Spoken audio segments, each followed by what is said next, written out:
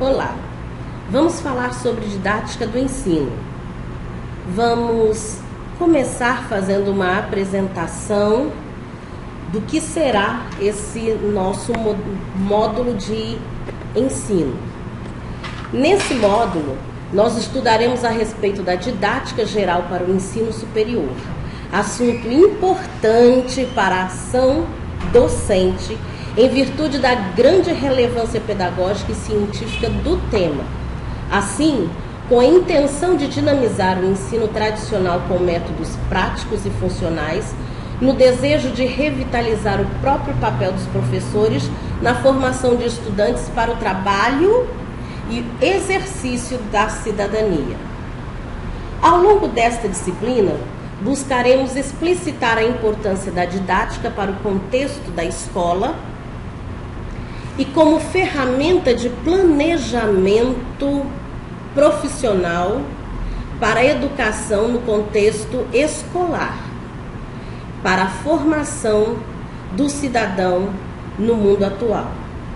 De já, parabenizamos você e desejamos que aproveite ao máximo aquilo que nós estaremos tratando neste estudo. Procure elaborar um esquema de estudo baseado no tempo que você tem disponível.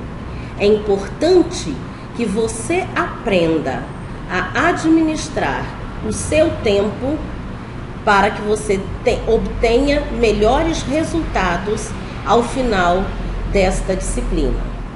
Estabeleça metas em relação à unidade que está sendo estudada, observe e fique atento aos prazos para a realização de cada atividade. Vamos lá. A nossa ementa consiste em fundamentos epistemológicos da ação didática, a didática e a formação do professor, o planejamento didático e a organização do trabalho docente.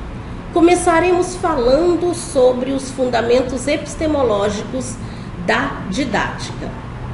É importante que nós aprendamos o que significa, o que representa esta epistemologia e como nós adquirimos o conhecimento. Para Aranha, a epistemologia, também chamada de teoria do conhecimento, é o ramo da filosofia interessado na investigação da natureza, das fontes e validade do conhecimento.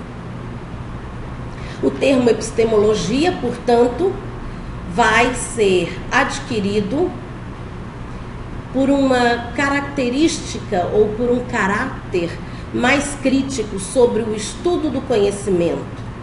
Ele é denominado de filosofia das ciências ou teoria do conhecimento científico. Entre as questões principais que a epistemologia busca responder estão as seguintes perguntas: o que é conhecimento? Como o alcançamos? Podemos conseguir meios para defendê-lo contra o desafio cético? Conhecer como ocorre a construção significativa do conhecimento no processo pedagógico é ajudar a eliminar a determinação social dos educandos.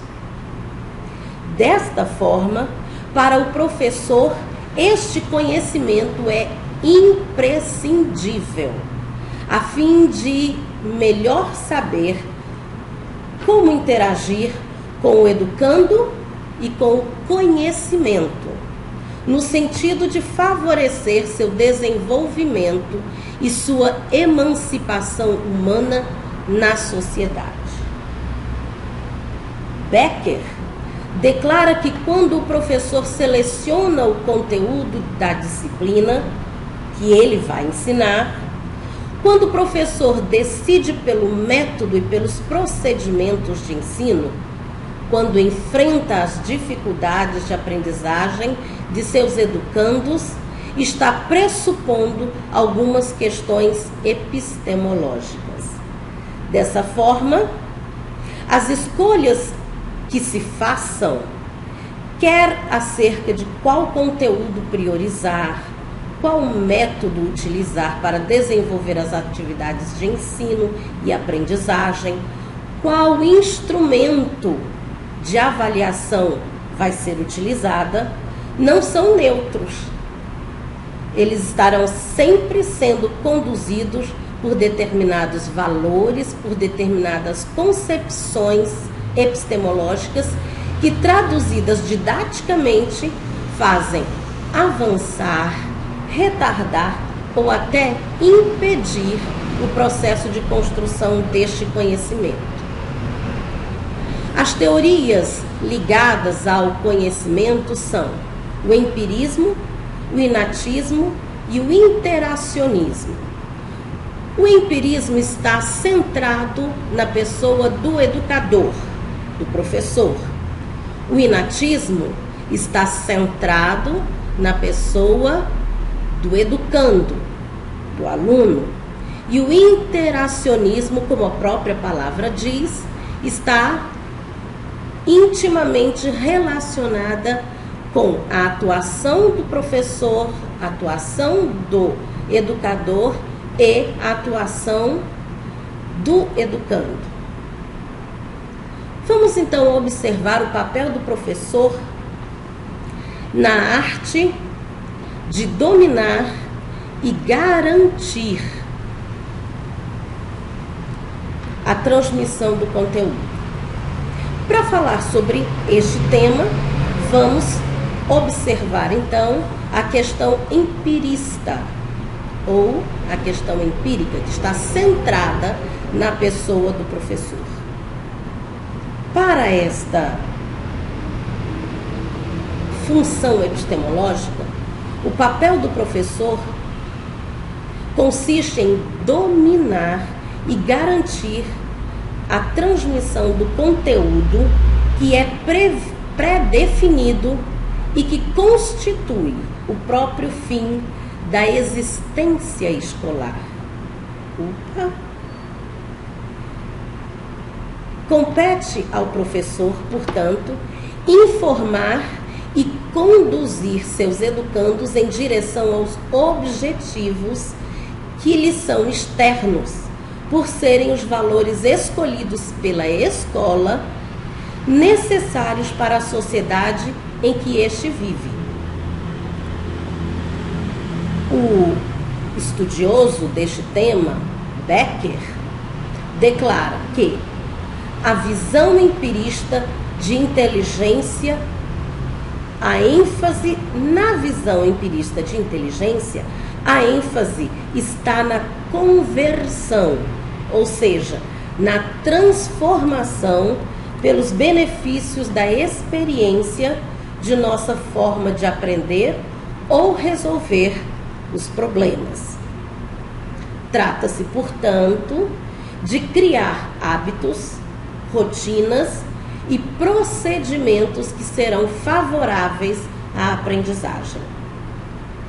Criar um contexto ou ambiente favorável que estimule o que é positivo, que afaste ou puna aquilo que é negativo.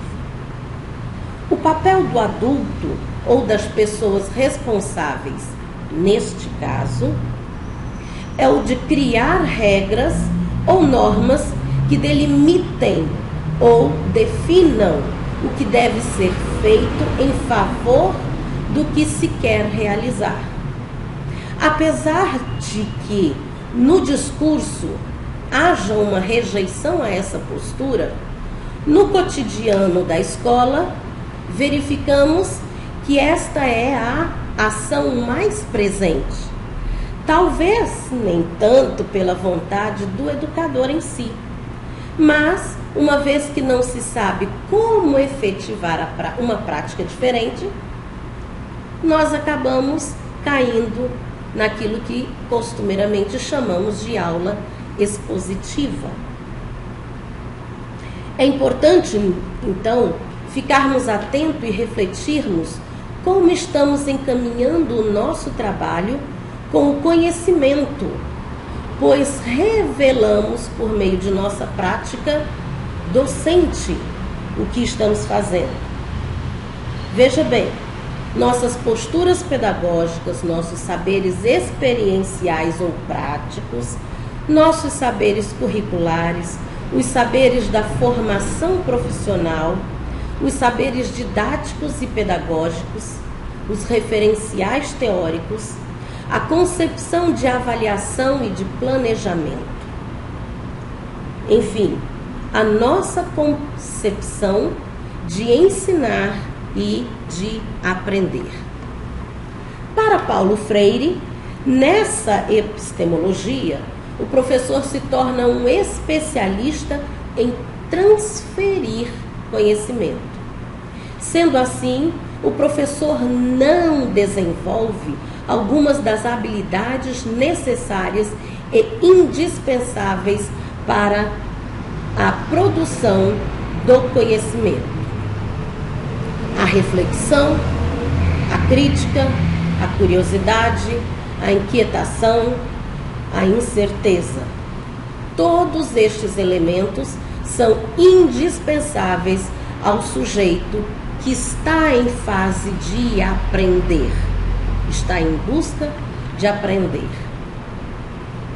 Para Becker, em sua obra Educação e Construção do Conhecimento, o professor que assume uma postura empirista em sua prática pedagógica é muito fácil ser conhecido. Para isso, basta entrarmos em sala de aula. Na abordagem empirista do papel do professor, está em dominar e garantir a transmissão deste conteúdo que já foi pré-definido e que constitui o próprio fim da essência escolar. O que encontraremos então? Primeiro, um professor que observa seus educandos entrarem na sala de aula e aguarda silenciosamente que todos se posicionem e fiquem em silêncio. As carteiras estarão devidamente enfileiradas, o suficiente afastadas umas das outras para evitar que eles, os educandos, conversem entre si. Se o silêncio e a quietude do ambiente não se fizerem logo, o professor chama a atenção da sala de aula, porque este é o seu monopólio. A sua palavra deve ser a definitiva. Quando isso acontece, ele então pode começar a dar a sua aula. Como é a aula? O professor fala, o educando escuta, o professor dita, o educando copia. O professor decide o que vai fazer, o educando apenas executa. O professor ensina, o educando aprende. Por que o professor assume, então, esse fazer pedagógico? Alguns responderiam, porque aprendeu que é assim e é assim que ele ensina. Mas esta não seria uma resposta suficiente para nós. Então, por que mais? Veja, acompanhe um raciocínio, uma ideia bem resumida do que seria então essa visão empirista do ensino ou de aquisição do conhecimento. Para o empirismo, o conhecimento é visto como simples efeito de uma cópia dos objetos externos, conforme defendiam os behavioristas, que explicavam as aquisições intelectuais através de formações de hábitos, associações e transferências.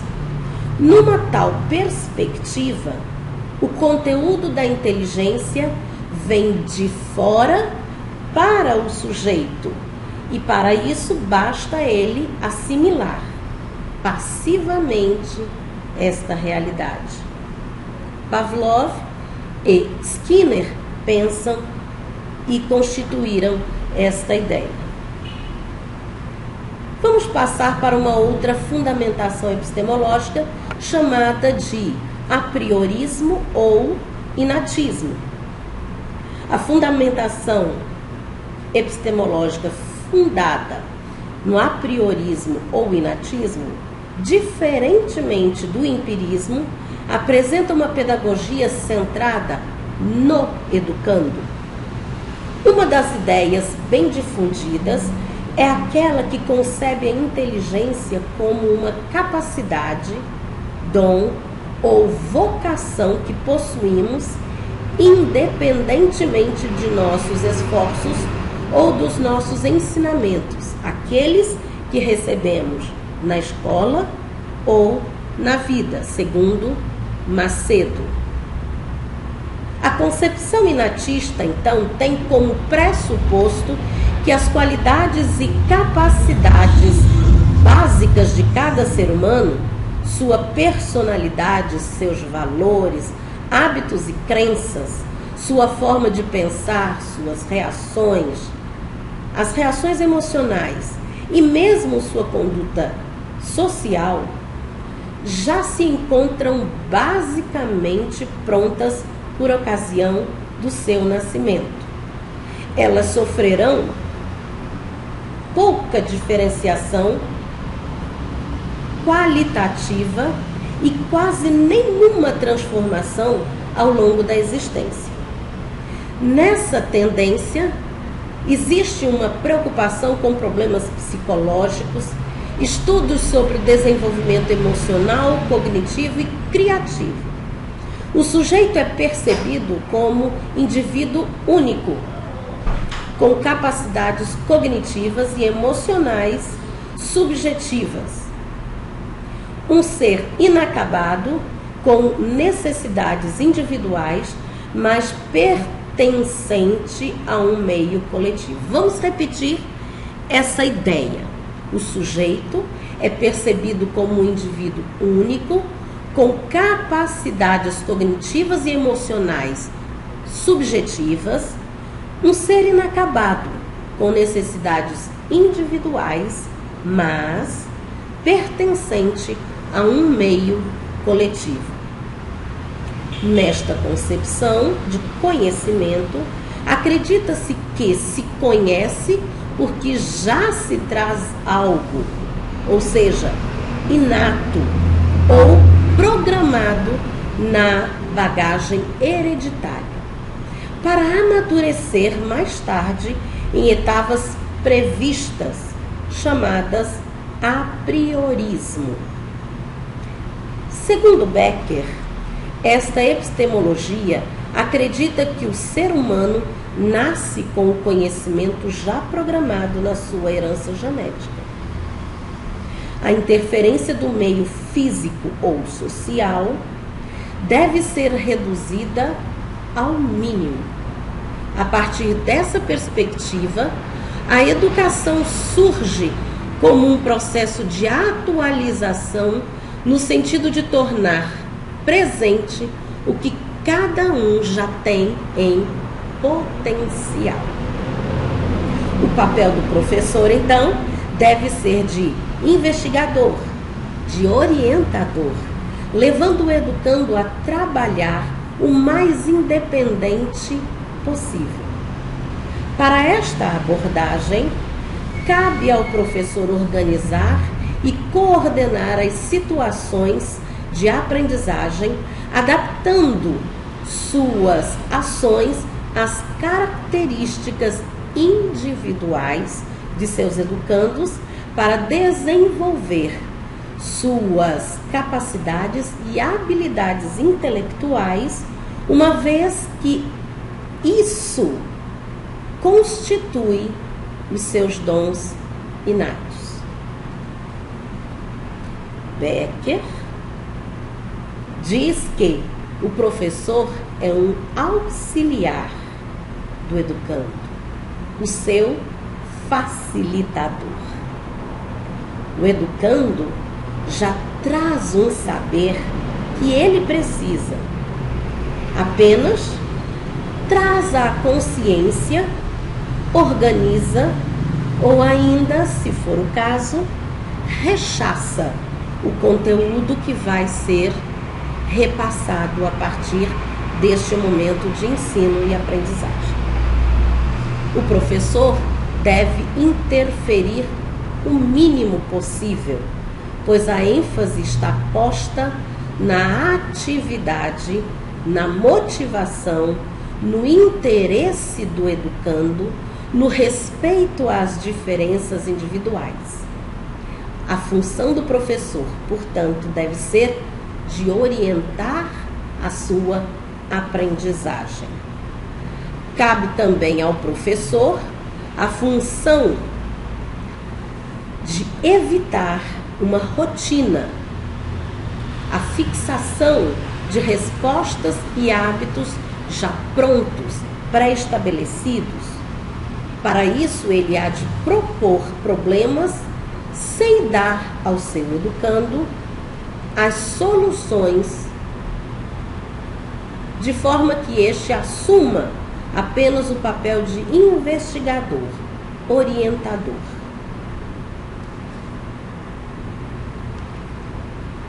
Resumindo, o inatismo coloca a possibilidade de conhecimento em estruturas pré-formadas, constituídas através da maturação orgânica, independentemente da experiência do sujeito. Deste modo, esta concepção sugere que o apriorismo, essa aquisição do conhecimento em etapas à medida em que haja a maturação ou o amadurecimento das condições pré-existentes no indivíduo, será uma determinação das suas estruturas lógicas. Por fim, vamos falar de modo bem resumido o que seria a visão epistemológica do interacionismo. O interacionismo é a aquisição do conhecimento ou é o conhecimento como resultado de um processo dialético, na medida em que, para conhecer os objetos, o sujeito necessita organizá-los e, ao mesmo tempo em que este é organizado cognitivamente por eles. Piaget, Vygotsky, Brunner e Vallon defendem esta postura. A principal prática pedagógica é a exposição didática do professor, ou, na forma mais tecnicista, a organização dos meios para que a aprendizagem aconteça. Neste sentido, falando sobre a prática pedagógica e a exposição didática do professor, cabe a nós entender que o professor também precisa saber planejar para oferecer os meios corretos para a obtenção de respostas. E não apenas respostas, mas também conhecimentos ou comportamentos desejados, concorrendo assim para que o seu ensino se torne mais eficaz. A aprendizagem pode ser entendida como o processo pelo qual o comportamento é modificado como resultado da experiência. Os seres humanos são vistos como criaturas passivas, face ao ambiente, que podem ser manipuladas e controladas pela simples alteração das situações em que se encontram. Vamos para uma breve avaliação do que seria didática?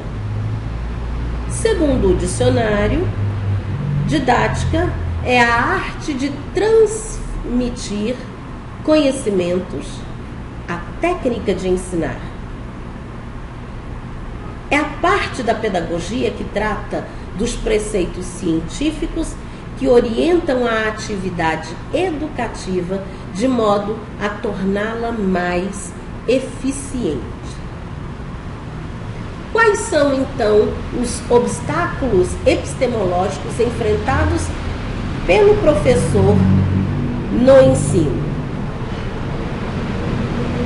A sala de aula é um auditório particular e o professor deve levar em conta a importância de promover concepções didático-científicas que facilitem a mediação entre as situações existentes de educandos habituados a tarefas repetitivas e estruturadas e as situações criadas para estimulá-los a ter uma postura reflexivo-crítica, questionadora e investigadora, fazendo assim com que eles exercitem a autonomia de serem criativos frente aos conteúdos empregados na elaboração de um trabalho de conteúdo científico.